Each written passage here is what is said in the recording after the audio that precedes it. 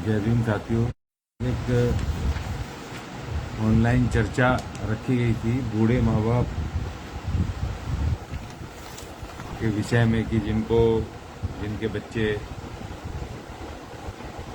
घर से निकाल देते हैं, बेसहारा छोड़ देते हैं या जिनकी देखभाल नहीं करते हैं, तो उन बच्चों को उन माता पिता के समस्याओं को देखते हुए, उन बुजुर्ग लोगों की समस्याओं को देखते हुए आज एक चर्चा रखी थी, क्योंकि पिछले कई वर्षों से लगातार हम इस फील्ड में काम कर रहे हैं और बहुत सारी समस्याएं आती हैं, बहुत सारे लोगों के केस, बहुत सारे समस्याएं वो लगातार मेरे पास भी आते हैं। और ऐसी ऐसी समस्याएं आती हैं कि जिसमें जिन माँ बाप ने अपने बच्चों को बड़े प्यार से, लाड प्यार से पाल पोस के बड़ा किया, कोई तकलीफ नहीं दी, लेकिन शादी के बाद वो बच्चे अक्सर वो बच्चे अपने माता पिता के विरुद्ध खड़े हो जाते हैं। अब इस चर्चा को आज ऑनलाइन रखा था और उस ऑनलाइन चर्चा में हमने कहा कि कुछ कानूनी प्रावधान है जो बताए जाने चाहिए माता पिता को, और कुछ वैसी सलाह दी जाए कि जो वो स्वयं भी अपने आप को, अपने बुढ़ापे को सुरक्षित कर सकते हैं, कुछ ऐसे काम करके जिससे कि वो कुछ नाजायज खर्चों से बचें और कुछ वो अपने आप को ये समझे कि ये समाज का एक ढांचा ऐसा बन गया पिछले कई वर्षों से, अनेक वर्षों से, कि बुजुर्ग माता पिताओं की तकलीफें हैं, उनको घर से निकाल दिया जाता है। मुंबई में उन्हीं के घर से निकाल करके बाहर कर दिया उनके बच्चों ने, बहू ने, बेटे ने, उन्हीं का अपना फ्लैट और उन्हीं को निकाल के बाहर कर दिया। और जहाँ कुत्तों की जगह, जहाँ कुत्ते बांधते थे वहाँ बांधने लग गए। अब जो खबर मिली, हल्ला मचा, जब पुलिस को बुलाया तब उनको आज़ाद कराया और उन बहू बेटों को घर से निकाल के उन बुजुर्ग माता पिता को उसके घर में रखा गया। और ऐसे अनेक कारण हैं। और अभी कुछ दिन पहले केस आया जिसमें कि एक लड़की इकलौती अपने माँ बाप की, शादी के बाद उन्होंने अपने घर में रख लिया, अच्छा कमाई करते हैं, सरकारी नौकरी है, घर खरीद के दिया, अपने साथ रखते हैं, राशन पानी सब, उनके बच्चों को खर्चा वर्चा, उसके बावजूद भी वो उनकी पिटाई करने लगी। दामाद और लड़की उनके विरुद्ध हो गई, माँ बाप के विरुद्ध हो गई। तो ये क्या है? ये एक तो माता पिता अपना पूरा जीवन खर्च करते हैं अपने बच्चों की पढ़ाई लिखाई पे, उनके लालन पोषण पे। और अधिकतर जो केस होते हैं, अधिकतर जो बच्चे माँ बाप के विरुद्ध होते हैं, वो शादी के बाद ही क्यों होते हैं? विवाह के बाद हो जाते हैं। तो ये जो सब परिस्थितियां हैं, जो क्योंकि मेरे पास भी बहुत सारे ऐसे शिकायतें, ऐसे कंप्लेंट्स आते हैं जिनमें कि मैं जाकर के उनकी मदद करने की कोशिश करता हूँ। अब इसके ऊपर प्रचार होना चाहिए। हमने कोशिश की कि हमने एक महाराष्ट्र में एक जमीन मुंबई के पास ली कि चलो एक ओल्ड एज होम खोलें, लेकिन एक ओल्ड एज होम से कुछ होने वाला नहीं है ना, क्योंकि बुढ़ापा जब होता है बहुत खतरनाक होता है, उसमें बीमारियां बहुत लग जाती हैं, आदमी काम करने की स्थिति में नहीं रहता है, फाइनेंशियल हालत खराब हो जाती है। और बच्चे जो हैं, या तो कुछ जिनके पास, माँ बाप के पास कुछ घर प्रॉपर्टी कुछ है वो ले लेते हैं और माँ बाप को फिर वो एक कोने में पटक देते हैं, या फिर उठा करके उनको बाहर भागने के ऊपर मजबूर कर देते हैं, खाना नहीं देते हैं, दवाइयाँ नहीं देते हैं, गाली गलौच अंदर खाते करेंगे। कई सारे तो ऐसे वीडियो आते हैं कि मारपीट भी करते हैं अपने बुजुर्ग माँ बाप के साथ। गुड़गांव में मेरे पास एक केस आया, वो नौकरी ले ली ससुर की, और ससुर बीमार, बहुत बुरी हालत में था, बीमार था, और नौकरी लेने के 6 महीने बाद उन्होंने, बहू बेटे ने, और उनकी पिटाई करनी शुरू कर दी। उनकी दवाई नहीं दिलाना, कुछ नहीं दिलाना। तो मैंने डीसीपी को बोल के वहाँ फ़ोन करके फिर उनको उन्हीं का घर, उन्हीं की नौकरी और उन्हीं के विरुद्ध फिर वो सब कर दिया। तो फिर उनको निकलवाया बाहर जैसे तैसे। अब माँ बाप ये सोचते हैं कि हमने बचपन से इनको पैदा किया है, उनका प्यार होता है अपने बच्चों में, लेकिन बच्चे शादी के बाद उनके साथ फिर इस तरह की अनैतिक हरकतें शुरू कर देते हैं। और बहुत सारे ऐसे होते हैं कि जो शादी से पहले ही बिगड़ जाते हैं, जुआ खेलने लगते हैं, शराब पीने लगते हैं, ड्रग्स के शिकार हो जाते हैं या गलत संगत में पड़ जाते हैं। तो ये दो तरह से माता पिता को तकलीफ का कारण झेलना पड़ता है। अब इसमें सरकार ने, खासतौर पे बाबा साहब ने संविधान में भारत की सरकारों को डायरेक्टिव्स दिए थे। आर्टिकल 41 में उन्होंने बुढ़ापे में जो बुजुर्ग हैं उनको शेल्टर्स देने के, दवाई गोली, उनको जीवन को सुरक्षित करना, स्वतंत्र जीवन जीने के लिए प्रावधान करने का बाबा साहब ने निर्देश दिया था भारत के संविधान में अनुच्छेद 41 में। अब अनुच्छेद 41 में भारत सरकार ने समय समय पर कई सारी ऐसी नीतियां बनाई हैं। एक वरिष्ठ नागरिक पोर्टल है जिसमें कि आप जाओगे, सेंट्रल गवर्नमेंट का पोर्टल है, तो उसमें जो उनके कायदे कानून, उनके अधिकार, उनको क्या क्या सुविधाएं हैं, कौन कौन सी वेलफेयर की स्कीम उनके बच्चों, उनके सरकार ने निकाली है, वो तमाम चीजें उसमें दी हुई है। यहाँ तक कि जो बेसहारा बुजुर्ग हैं, जो 60 वर्ष की आयु के बाद को बुजुर्ग माना जाता है, भारत के जो कानून है उसमें 60 साल के बाद ही वो सीनियर सिटीजन में अर्थात वृद्ध में वो आते हैं। अब उसके लिए भारत सरकार ने जो स्वयंसेवी संस्थान हैं, एनजीओज हैं, उनके साथ मिलकर और भारत सरकार ने और राज्य सरकारों ने मिलकर के भी अलग अलग डिस्ट्रिक्ट में उन्होंने ओल्ड एज होम खोले हुए हैं, जिसमें कि जो एनजीओज में के तहत खुले हुए हैं उनको सरकार 90% तक का अनुदान देती है कि उन बुजुर्गों को रहना, खाना, दवाई गोली, कपड़ा, तमाम तरह की चीजें उनको देने के प्रावधान किए हैं। और व्यक्तिगत रूप से भी जो पेरेंट्स को, अभिभावकों को, माता पिता को बच्चों द्वारा भी उनके खर्चे उठाए जाएं, उनकी सहायता की जाए, उनकी जिम्मेदारी ली जाए, तो उसके लिए भी समय समय पर भारत सरकार ने कानून बनाए हैं।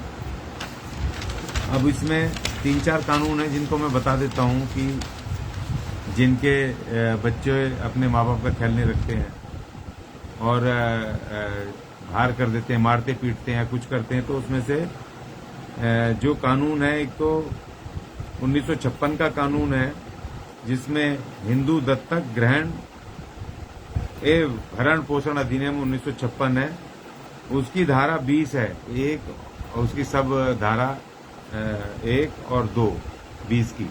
तो उसके तहत आप अपने बच्चों के ऊपर केस लगा करके वो उनसे भरण पोषण का, उनसे उनकी जिम्मेदारी उठाने का इसमें प्रावधान है कि बच्चों के ऊपर जिम्मेदारी कोर्ट दे सकता है कि अपने उनके माता पिता की, बुजुर्ग माता पिता का ख्याल रखें।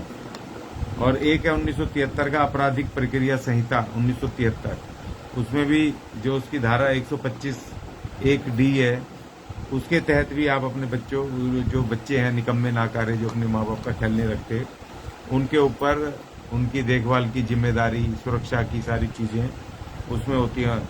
और एक जो अभी 2007 का एक जो खतरनाक कानून बनाया भारत सरकार ने, जिसमें maintenance and welfare of parents and senior citizen act 2007, तो इसमें तो यहाँ तक भी है कि जो बच्चे अपने माँ बाप से, या जो माँ बाप अपने बच्चों को वो कर देते हैं, नाम, अपना प्रॉपर्टी नाम कर देते हैं, और उसके प्रॉपर्टी लेने के बाद बच्चे अपने माँ बाप को बाहर कर देते हैं या उनको मारते पीटते हैं, दवाई गोली नहीं करते, पैसे को मोहताज कर देते हैं, कपड़े नहीं लाते हैं, ठीक है। तो ये तमाम चीजें हैं, उनकी देखभाल ठीक से नहीं करते, गाली गलौज करते हैं, या फिर जबरदस्ती प्रॉपर्टी नाम करवा लेते हैं मार पीट के। तो ये जो एक्ट है, maintenance and welfare of parents and senior citizen act 2007, इसके तहत वो माँ बाप अपनी प्रॉपर्टी को कैंसिल भी करवा सकते हैं जो उनके नाम पर, बच्चों के नाम पे चढ़ गई है और उन्होंने उनकी देखभाल नहीं कर रहे हैं या उनके विरुद्ध वो साजिशें कर रहे हैं। तो इस कानून के तहत वो उसको प्रॉपर्टी को भी कैंसिल करवा के वापस अपने नाम पर वो कर सकते हैं। भारत सरकार ने इस तरह का भी प्रावधान 2007 में कर दिया है। अब सवाल ये है कि कानून तो बहुत सारे हैं, लेकिन हमारे जो देश का कल्चर है या जो हमारे माँ बाप हैं वो कभी भी अपने बच्चों के ऊपर कोई कानूनी केस या कार्रवाई करना चाहते नहीं हैं। पहली बात तो ये सामाजिक जो अपमान की बात सुन के कि भाई समाज क्या कहेगा कि अपने बच्चों के ऊपर केस दर्ज करा दिए, वही सोचते हैं। दूसरा, पहली बात प्यार होता है अपने बच्चों के ऊपर, वो कुछ करने से पहले जब बच्चे छोटे होते हैं तो जब माँ बाप शादी से पहले अगर उनको थोड़ी सी खरोंच भी आ जाए या बुखार भी आ जाए तो एकदम तड़प जाते हैं, तकलीफ में आ जाते हैं। तो हमारे कल्चर में अपने बच्चों के विरुद्ध माँ बाप कुछ करना नहीं चाहते, कोई उनको तकलीफ देना नहीं चाहते हैं। ये बड़ी वजह है कि देश के कानून लागू नहीं होते हैं, क्योंकि जब आप सरकार के पास जाओगे नहीं, केस दर्ज नहीं कराओगे, कोर्ट के पास नहीं जाओगे, तो जब तक वो समस्याओं का समाधान होगा नहीं। तिल तिल के मरते हैं, अपमान में सहते हैं।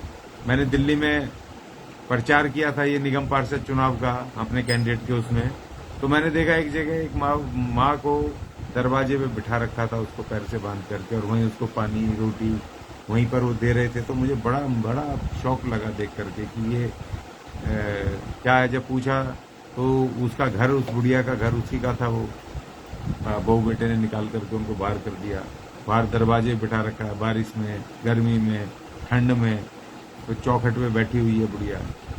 तो इस तरह के ये तमाम ये क्रूरताएं ये बच्चे करते हैं। तो इसमें मैं एक तो माँ बाप को कहना चाहूँगा, देखो कानून तो हैं भारत सरकार के, और भारत सरकार ने और राज्य सरकारों ने मिलकर बहुत सारे ऐसे प्रावधान भी किए हैं। शेल्टर हाउस भी खोले हैं, ओल्ड एज होम भी खोले हैं, दवाई गोलियों का प्रावधान भी किया है। बहुत सारी ऐसी सुविधाएं की हैं जो उनको बुढ़ापे में उनको सहारा मिल सके, सुरक्षा मिल सके, दवाई गोली से लेके सब कुछ चीज मिल सके। लेकिन उसके अलावा माँ बाप को एक चीज और भी सोचनी पड़ेगी कि भाई देखो, आप अपने बुढ़ापे को लेकर के जो गलतियां हो गई, लेकिन अपने बुढ़ापे को लेकर के आपको भी बच्चों के जो खास तौर पे शादी ब्याहों में जो आप खर्चे करते हो, अनाधुन खर्चे करते हो, ये मैंने देखा बहुत बड़ा कारण। मैं समाज में घूमता हूँ कि जिस खुशी के साथ माँ बाप खूब कर्जा लेकर के भी अपने बच्चे को राजकुमार बना करके और वो शादी करते हैं, खूब धूम धड़ाके से, खूब सोना चांदी खरीद के, खूब कर्जा ले लेते हैं और शादियां करते हैं और कर्जे में डूब जाते हैं, और उसके बाद फिर बच्चे उनकी लात मार के उनको चले जाते हैं, और वो बेचारे तिल तिल मरने को, तड़पने को वो मजबूर हो जाते हैं। तो देखो, एक तो ये कि आप अपने शादी ब्याहों में, बच्चों की शादी ब्याहों में अनाप शनाप खर्चे मत करो। शादी ब्याह करो, ठीक है, एक लड़की लड़के को मिलवाना है, एक शादी परिवार बनाना है, वो जिम्मेदारी है आपकी। लेकिन आप बेफजूल के खर्चे, जो फिजूल खर्चियां हैं, चाहे वो देखने से लेकर के और शादी करने तक लाखों रुपए फूंक देते हो आप, और कर्जे में डूब जाते हो। कर्जे में नहीं भी डूबते हो, जेब का पैसा जो आपने जमा पूंजी करी है अपने, उसको अपने बच्चों की शादी में बड़े शौक पे आप खर्च कर देते हो, और फिर बच्चे निकम्मे निकल जाते हैं और आपको फिर तड़पना पड़ता है भुखमरी में, है ना। पैसे नहीं है, पैसों की दिक्कत, आर्थिक तंगी से जूझना पड़ता है, वह बच्चे छोड़ के चले जाते हैं, आपको बाहर कर देते हैं। तो इन समस्याओं में आप अब खर्चे कम करो, और अपना एक छोटा सा एक चाहे 100 रुपये महीना अपना बचाओ, अपने अलग खाते में डालो, जिसका कि बच्चों को भी ना पता हो। 50 रुपये महीना डालो, कम से कम 5, 7, 10 लाख रुपए आपके 30-35 साल जब तक आपकी जवानी है, तब तक वो आपका पैसा आपके लिए जमा हो जाए, एक अलग से जमा हो जाए। देखिए, पहले तो क्या होता था, परमानेंट नौकरी होती थी, आज से 20 साल 25 साल पहले, 10 साल पहले, तो उसमें चिंता नहीं रहती थी माँ बाप को कि रिटायरमेंट होंगे तो चलो फंड मिलेगा, ग्रेजुटी मिलेगी, चलो और कुछ नहीं मिलेगा तो कम से कम ये सब मिलेगा, खर्च भी हो जाएगा तो पेंशन मिलेगी। लेकिन अब जब से ठेकेदारी प्रथा भयंकर रूप से अपने चरम पर आ गई है, लोग बरसों से कच्चे हैं, पक्के नहीं हो रहे हैं, उनके पीएफ नहीं है, उनका पेंशन नहीं है, उनकी कोई सोशल सिक्योरिटी नहीं है, और इन हालातों में फिर वो अपने जो थोड़ा बहुत जमा पूंजी है या फिर कर्जा लेकर के शादी ब्याहों में लाखों लाख रुपए लगा देते हैं, तो फिर आपकी तकलीफ बढ़ने वाली है, वो कम होने वाली नहीं है। 100 में से 1-2% बच्चे ऐसे होते हैं जो अपने माँ बाप का ख्याल करते हैं, कर्जे में पटाने में हाथ बटाते हैं, या उनके बुढ़ापे में उनकी मदद करते हैं। तो देखिए, मेरा तो ख्याल ये है कि आप जो शादी ब्याहों में खर्चा करते हो, इसको रोकें, दूसरा ये कि बच्चों को पढ़ाएं, सरकारी स्कूलों में पढ़ाएं, बेहतर शिक्षा दें, सरकारी स्कूलों में पढ़ाएं, और जो पैसा आप उनके पब्लिक स्कूल में पढ़ाने के नाम पर इधर उधर देते हो उसको फिक्स कर दें। और जब वो 12वीं पास करें, जब उनको कंप्यूटर सिखाना हो, उनको कोई बड़ा कोर्स कराने हो, तो तब उस पैसे में से कुछ पैसा उन पर खर्चा कर दें और उनको बनाएं, राजा बाबू बनाएं, अधिकारी बनाएं, सब बनाएं, अंग्रेजी सिखाएं, कंप्यूटर सिखाएं। और उसके बाद फिर वो आपके पास भी 4 पैसे बचेंगे, उनको भी बचेंगे। और अपने कोई प्लानिंग करें, कोई इंश्योरेंस लें, LIC वगैरह कुछ लें, जो भविष्य के प्लान होते हैं, पेंशन प्लान होते हैं, या जो 20 साल 30 साल के बाद आपको कुछ पैसा 10-5 लाख रुपए मिल सकता है, महीने के कुछ 50 रुपए 100 रुपए उसमें जमा होते हैं। इस तरह की कुछ प्लानिंग करें जो बुढ़ापे के लिए आपके पास कम से कम 10-20 लाख रुपए आपके पास जमा हो, जिससे कि आप और कुछ नहीं कर सकते तो कम से कम आप अपने बच्चे अगर आपको ना पसंद करते हैं तो आप अपना झोला उठा करके अपने पति पत्नी कम से कम उस पैसे से घूम फिर तो सकते हो, कहीं पर अलग अलग जगहों पर जा करके अपना बाकी बचा हुआ जीवन तो अच्छे से सुखमय तरीके से बिता सकते हो। और दूसरी बात यह कि मेरा एक एडवाइस और है, आप बहुत सारी समस्याओं से बच जाओगे, जो कि मैंने जिस पे बहुत सारा वो किया है कि देखिए पहले शादियां होती थी छोटेपन में हो जाती थी, 14-15 साल 16 साल ऐसे 18 साल में शादी कर देते थे, तो बच्चे अनमेच्योर होते थे, उनकी देखभाल करनी होती थी, उनको एक जरूरत पड़ती थी माता पिता की। लेकिन आजकल शादी होती है 25 साल 26 साल 30 साल में शादी होती है, 22 साल 24 साल के बाद ही होती है, तो बच्चे मेच्योर होते हैं, अपने पैरों पे खड़े होते हैं। आप जब शादी करते हो तो देखिए एक तो सबसे पहली बात यह कि उनको अलग से रूम लेकर के उनको अलग से रहने की व्यवस्था करें, जिससे कि घर में झगड़े ना हो, क्योंकि जो एक जनरेशन गैप होता है, और खासतौर पे माँ बाप ने जो जीवन जिया है अपने समय का, उनका अनुभव उतना ही होता है।